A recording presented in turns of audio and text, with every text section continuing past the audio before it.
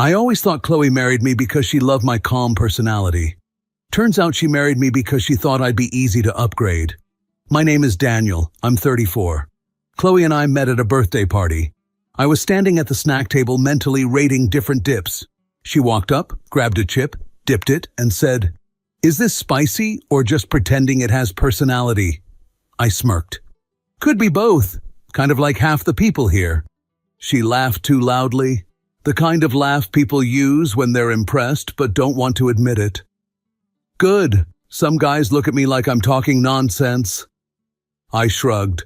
"I look at everyone like that. Don't take it personally." That made her laugh even harder. Later she told her friends what she liked about me. "He's calm and sarcastic, like if a library learned how to roast people." Honestly, accurate. We clicked fast. Dates, jokes, easy conversations, coffee runs, stupid arguments about pineapple on pizza. Everything normal couples do. 2 years later, we had the kind of wedding people screenshot for mood boards. Chloe looked like she walked out of Vogue. I looked like I borrowed confidence from someone else's closet. A friend told me, "You're lucky, man. She's way out of your league." I smiled. "Yeah, but I do enjoy visiting new leagues." He didn't know what to say. I love moments like that. The first years of marriage were good. Real, we're figuring life out together stuff. But Chloe always had this thing about potential. And in normal relationships, that's cute. In Chloe's world, it's a job description. She loved being the center of attention. And she was good at it. Charming, sharp, stylish. People flocked to her like seagulls to fries. She once said, "I love that you ground me. You're like my calm island." I said, "Yeah, and you're like my hurricane season." She laughed and kissed me. Those moments felt genuine. Then came the new friends. The business coffee girls, as Chloe called them. All of them talked like inspirational podcasts. I don't chase, I attract. If it doesn't serve me, I delete it. Upgrade your circle. I once heard one say, "If your man isn't leveling up, you need a refund." I nearly choked on my tea. They noticed me in the room, and Chloe called out, "Babe, want some wine?" "No thanks," I said. "I like remembering things." Her friends laughed. She rolled her eyes. Score 1 for me. But soon, the jokes shifted. Not direct insults, but those little passive-aggressive pokes only confident women can throw. Chloe would say, "You're too quiet sometimes." I'd smile. "Someone has to observe the chaos." Or, "You don't try to impress people." Or, "You could dress better." I could, but then I'd steal your spotlight. And I'm considerate like that. Her friends would snort. She'd try to stay unbothered. She rarely succeeded. But gradually, her comments became sharper. "Daniel, why don't you push yourself more?" "I'm pushing. Look, I showed up to this conversation. Can you take things seriously for once?" "I can. I just choose not to." She hated that answer. Then came the night I probably should have paid more attention to. Chloe had her friends over. They were drinking wine, talking loudly. Girl power volume, as I call it. I was in the kitchen making tea when I heard my name. "So, did you change him a lot?" someone asked. Chloe laughed. "Oh yeah, Daniel was my biggest project." I raised an eyebrow but kept quiet. One of her friends gasped. "What? Really?" Chloe continued. "When we met, he was like, nice, but basic. No style, no confidence, just default settings." That one stung, but I kept stirring my tea. Laura said, "Default settings? Savage." I couldn't resist. I walked past the living room holding my mug and said, "That's funny. Your advice still sounds like a trial version." They exploded laughing, except Chloe. Her smile froze. She hated when I out-roasted her. But they kept going after I left the room. "Did you really improve him?" someone asked. Chloe giggled. "Of course.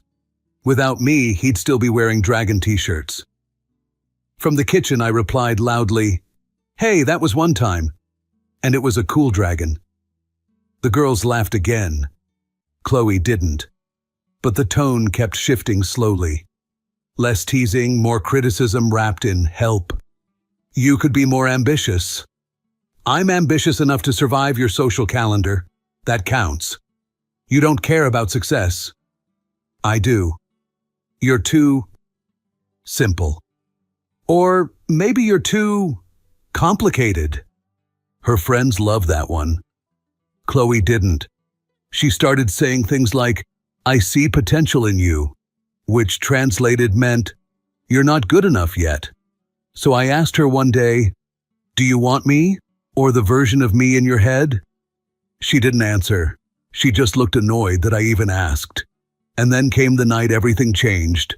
Chloe had her girls over again. Lots of wine, lots of loud laughs. I came home early, quietly. As I walked past the living room, I heard my name and froze. Be honest, Laura said. Did you ever think Daniel was the one? Chloe gave a dramatic sigh. No, I didn't choose Daniel because he was my dream guy. I chose him because he was workable, like a clean base model. They roared with laughter. I whispered under my breath, wow, I'm flattered. Then I heard Chloe say, he's not a husband, he's a project. And honestly, the experiment got boring. More laughter. I stood still, calm, cold, listening. Someone asked, are you leaving him? Chloe replied, maybe. I upgraded myself. He didn't keep up. More giggles. Some projects just don't scale, someone joked. Chloe said, exactly. I took out my phone, opened voice recorder, pressed record. Not because I wanted revenge, but because the moment deserved to be remembered. I didn't walk into the living room. There was no point. What would I even say? Ladies, thank you for the free character development. Chloe, your friends are hilarious. Can I subscribe to their podcast about my flaws? Yeah. No. So I turned around and left as quietly as possible. Like a very polite burglar who decided not to steal anything after all. My phone was still in my hand, the recorder screen glowing from the minute earlier. Right before reaching the front door downstairs, I tapped stop, slipped the phone into my pocket, and walked outside. The moment I stepped out of the building, the air felt weirdly sharp, like the universe had set the AC to betrayal mode. Outside, the air felt weirdly sharp, like the universe had set the AC to betrayal mode. Only then did the silence hit me, way louder than anything I heard inside. I took a few steps into the night, pulled the phone out again, and replayed the last 10 seconds. Chloe's voice faint, muffled through the door, but clear enough. He's a project, not a husband. I paused the audio immediately. Well, I muttered, that's one way to give feedback. Only the car heard it. The car agreed. I started driving, not fast, not anywhere specific, just driving. And the more I drove, the clearer everything became. I wasn't heartbroken, I wasn't angry, I was disappointed. Like when you buy an expensive coffee and it tastes like sadness. At some point, I ended up in the nicer part of town, not intentionally. My brain was just steering me toward quiet streets with trees and houses where couples probably didn't call each other projects. Or maybe they did. Who knows? I stopped at a red light and looked to my right. In the next car, a couple was mid-argument. The guy yelling, the woman crying. Pure chaos. He was beating the steering wheel like it owed him money. I rolled my window up as far as physics allowed and thought, wow, at least our dysfunction is more corporate. I continued driving until hunger punched me in the soul. So I pulled into a 24/7 convenience store that smelled like old coffee and fluorescent lights having an existential crisis. Inside, a teenager at the counter gave me the, "Are you okay or mid-divorce?" look. I grabbed a chocolate bar and a cold iced tea and put them on the counter. He scanned them and said, "Long day?" I nodded. "Had a meeting? Could have been an email?" He stared for a second, nodded back in sympathy and said, "Happens, man." This was officially the healthiest conversation of my night. I returned to the car, tore open the chocolate like it owed me emotional compensation, and ate it while staring through the windshield like a character in a noir movie. Then a thought popped into my head. Not anger, not revenge, not some dramatic speech, just a single calm, gentlemanlike realization. I don't need to fix this. I just need to leave it. Simple, clean, cold as a hotel pillow. I took out my phone, opened the Notes app, and created a new list titled Things I Actually Give a Damn About. It had exactly 3 items: my sanity, my future. Whoever invented chocolate with caramel, bless that person. After that, I made a second list, exit strategy. This one was much longer. First item, get important documents out of the house. Second item, move money into a personal account. Third item, find a temporary apartment where the microwave doesn't judge you. And the fourth, don't tell Chloe anything until the moment is right. Not because I'm sneaky, because I've learned something very important tonight. The quieter you leave, the louder your absence sounds. I sat there for another 10 minutes, letting the calm settle. Then I drove again, slower this time, but with purpose. At 1:27 a.m., I parked in front of a cheap motel with a flickering sign. The kind of place where the towels feel like sandpaper and the receptionist looks like he's seen too much. Perfect. I paid for one night, went to the room, and sat on the edge of the bed, elbows on my knees. Chloe was probably still laughing with her friends, or maybe they moved on to discussing someone else's potential. Didn't matter. I wasn't going back tonight, and I sure as hell wasn't going back as someone else's project. I checked my phone. 6 missed calls, 3 texts. Chloe, where are you? Did you leave? Daniel, seriously? No apology, just mild annoyance that her experiment walked off the table. I put the phone face down. Then, in the quiet, I started thinking about something I hadn't thought about in years. What do I want? Not Chloe's version of me, not her upgraded fantasy character. Me. And for the first time in a long time, the answer felt simple. I want a life where no one calls me a project. I woke up in the motel feeling like a man who'd slept inside a cardboard box with Wi-Fi. The bed was stiff, the pillow was basically a folded towel, and the AC sounded like a jet engine practicing for takeoff. But you know what? I felt great. Not happy. I wasn't skipping around like a cartoon deer. But clear, sharp, steady, like someone who finally read the manual to his own life. I showered, shaved, and looked at myself in the mirror. Project, I said to my reflection. My reflection raised an eyebrow back. Even he wasn't buying it. By 9 a.m., I checked out of the motel, thanked the receptionist, who looked confused that someone was actually polite to him, and headed home. Not to fight, not to beg, not to cry. I was returning with a mission: collect, secure, detach. When I pulled into our driveway, everything looked exactly the same as when I'd left the night before. Our plants still alive, Chloe's car still crookedly parked, solidifying her lifelong vendetta against straight lines, curtains still open in that "look how perfect my life is" way she liked. I unlocked the door quietly. Inside, the house smelled like her perfume, sweet, expensive, and slightly arrogant. I stepped inside as calmly as if I'd come back from a morning jog.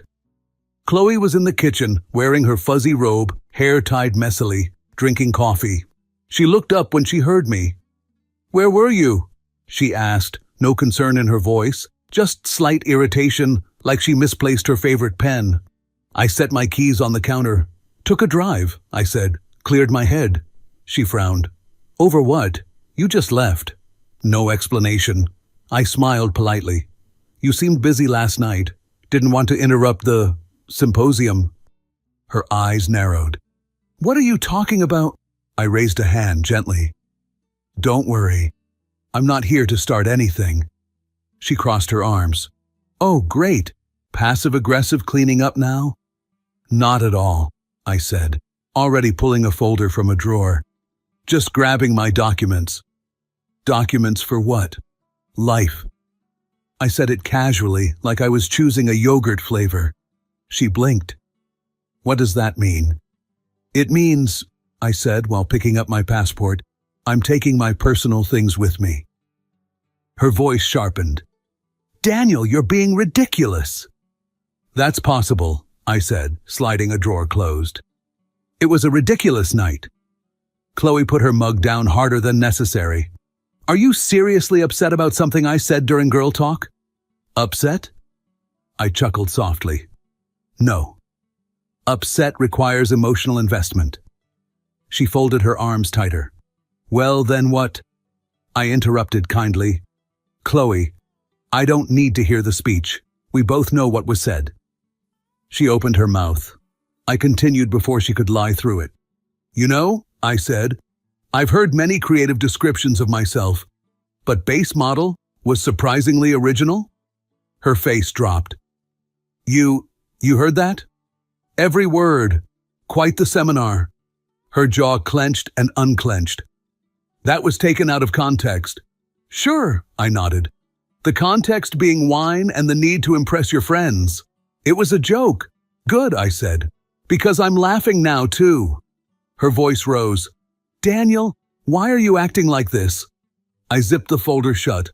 I just prefer being a person, Chloe, not a weekend craft project. She went silent. I walked past her to the hallway closet and grabbed a suitcase. Chloe stared at me like I'd suddenly started speaking Romanian. You're being dramatic, she snapped. I shook my head calmly. If you want drama, you'll need to date someone else. She tried again.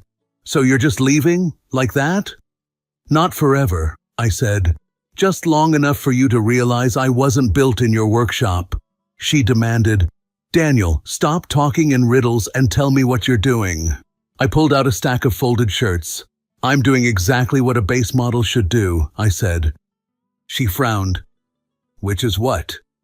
I smiled politely. Factory reset. Chloe froze. The room froze with her. She finally said quieter. You're overreacting. Possibly, I said, but at least I'm doing it independently. She paced in a small circle, then pointed at me. You're not leaving. We're not doing this. Not over some stupid conversation. I shrugged. It wasn't the conversation. It was the truth hiding inside it. Chloe didn't move, didn't blink. For the first time in our marriage, she didn't have a comeback. A roast, a sarcastic bite, nothing. That silence?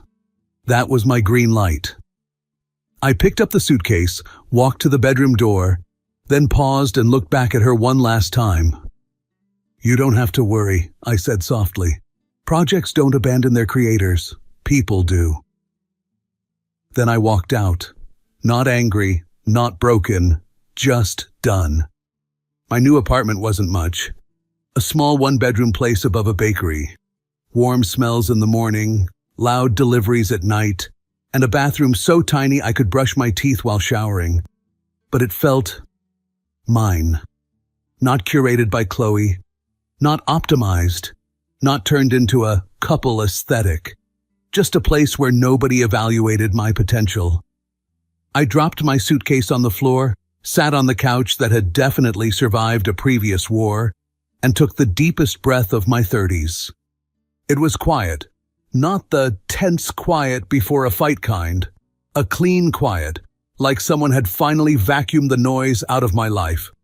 I ordered Chinese food, ate half of it, regretted nothing, and fell asleep on the couch with one shoe still on. For the first time in years, I slept without someone else's expectations pressed against my skull. I woke up to 14 missed calls, all from Chloe, and 3 texts. Chloe, are you done with your tantrum? Daniel, this isn't funny. Call me, now. Tantrum? Sure. Yes, clearly the adult decision to leave after hearing my wife describe me as an outdated iPhone was a classic tantrum. I replied with a simple, I'll contact you when I'm ready. 5 seconds later, Chloe, ready for what? I didn't answer. Instead, I went downstairs to buy coffee from the bakery. A woman at the counter smiled and said, "You don't look like a morning person?" "I'm trying something new," I said. "It's called functioning. Mixed reviews so far." She laughed, friendly, light. A shockingly refreshing experience. Around noon, my phone buzzed again. A FaceTime request. "Chloe." I didn't answer. 5 seconds later, "Daniel, pick up the phone." I made myself a rule in that moment. No responding to yelling, no engaging with panic, no feeding chaos. So I texted, "If you want to talk, speak to me respectfully. Otherwise, we talk later." She read it instantly. No response. Progress. I spent the afternoon moving my savings into a separate account, not to punish her, just to protect myself. Every click felt like reclaiming a little piece of my spine. Then I called the bank to freeze the joint credit card. The woman on the phone said, "Any reason for the freeze?" Realizing I'm not a financial group project anymore. There was a pause, then a muffled laugh. "Understood, sir." By evening, Chloe finally sent something that didn't have all caps energy. "Can we talk? Please, just talk." I called her. One ring. She picked up immediately. Her voice wasn't angry now. It was brittle, like glass that had been dropped once and caught midair. "Daniel, what are you doing? Why did you leave like that?" "Because staying would have been rude," I said gently. "You were having such a good time talking about my software update schedule." She groaned. "That's not fair." "I agree. Nothing about that conversation was fair." She went quiet. I continued, "Look, I'm not here to fight. I'm not angry. I just need space." "But space from what?" "From being your self-improvement project."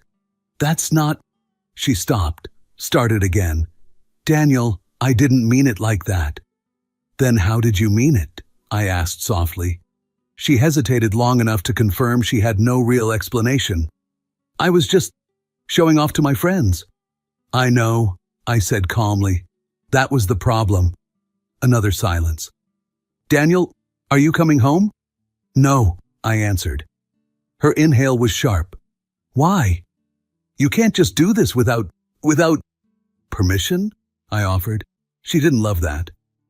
"Without discussing it," she corrected sharply. "I'm discussing it now," I said, very politely. "That's not the same, I know, but it's cleaner this way." "Cleaner? Daniel, you're scaring me."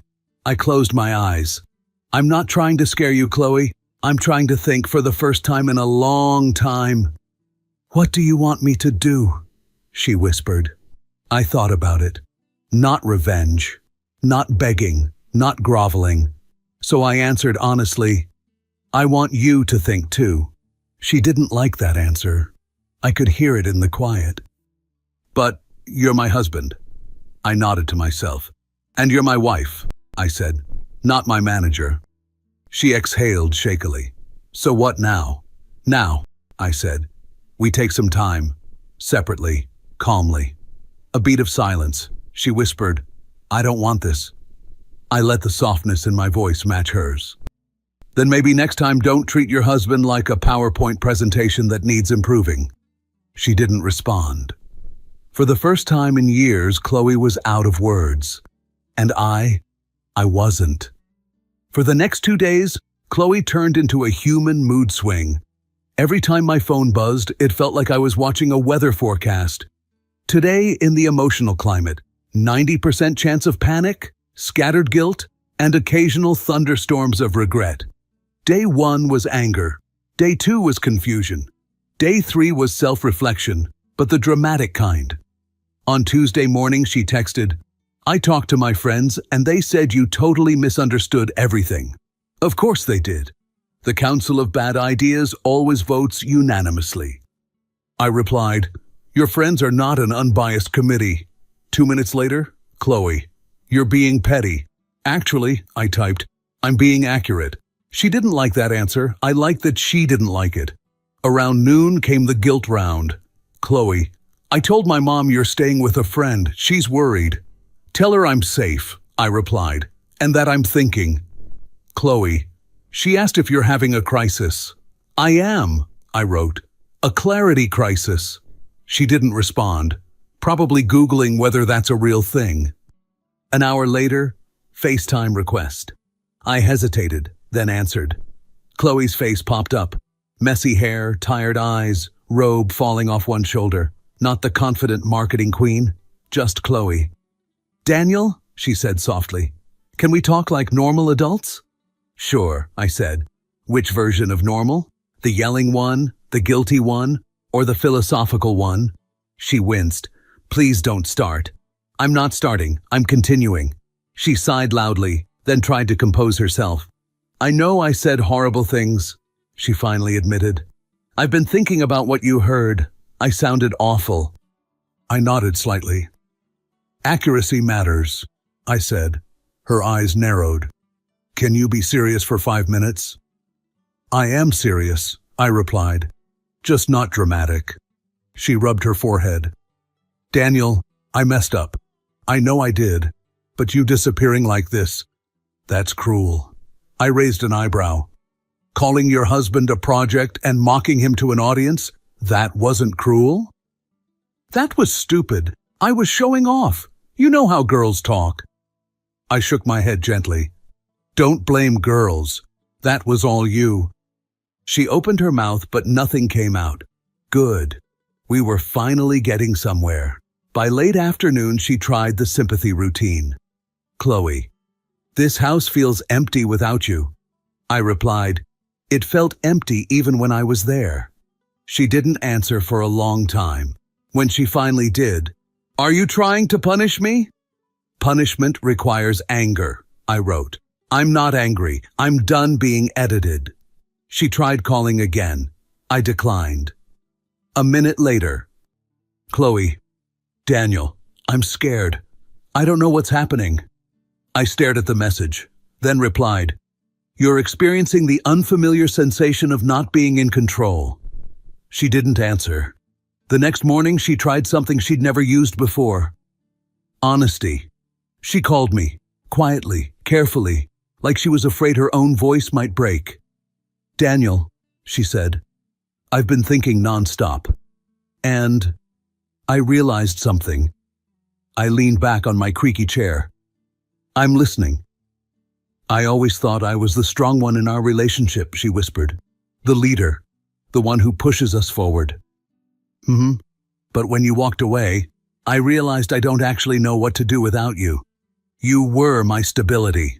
And I thought you needed me more than I needed you. I was wrong. That one made me pause. Not because it fixed anything, but because it was probably the most self-aware sentence she'd said in years.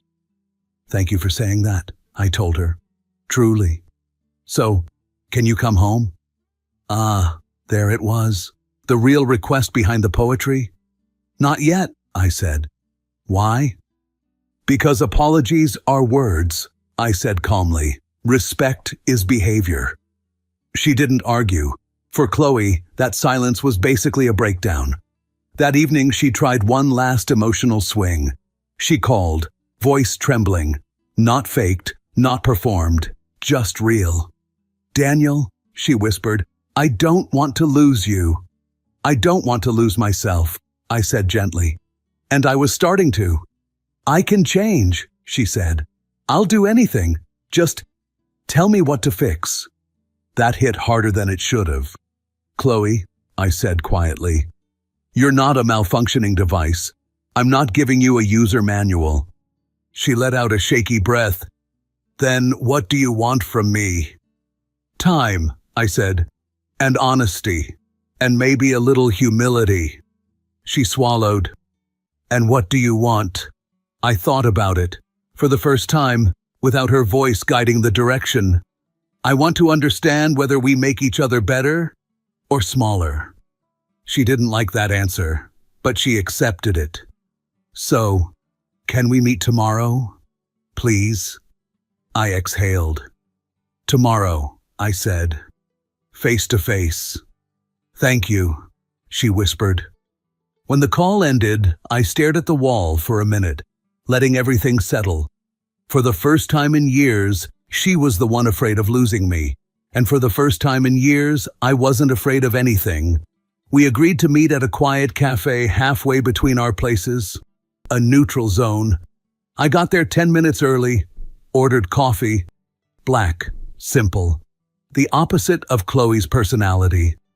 When she walked in, she didn't look like her usual polished self, no flawless makeup, no runway energy, just Chloe, tired, nervous, holding her purse like it might float away. She spotted me and walked over slowly, like she was approaching a judge instead of her husband. "Hi," she said quietly. "Hi." She sat down. The chair squeaked in protest. I related deeply. We stared at each other for a moment, not angry, not hostile. Just two people who accidentally dropped their marriage on the floor and were now inspecting the cracks. Chloe finally broke the silence. "Daniel, I've had a lot of time to think.